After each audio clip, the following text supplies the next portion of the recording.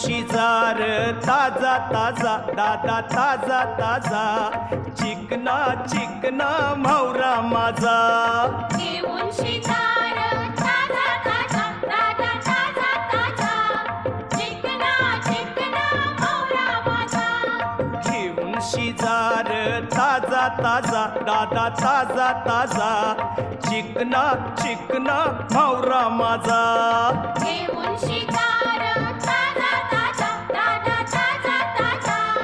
चिकना चिकना म्हावरा माझा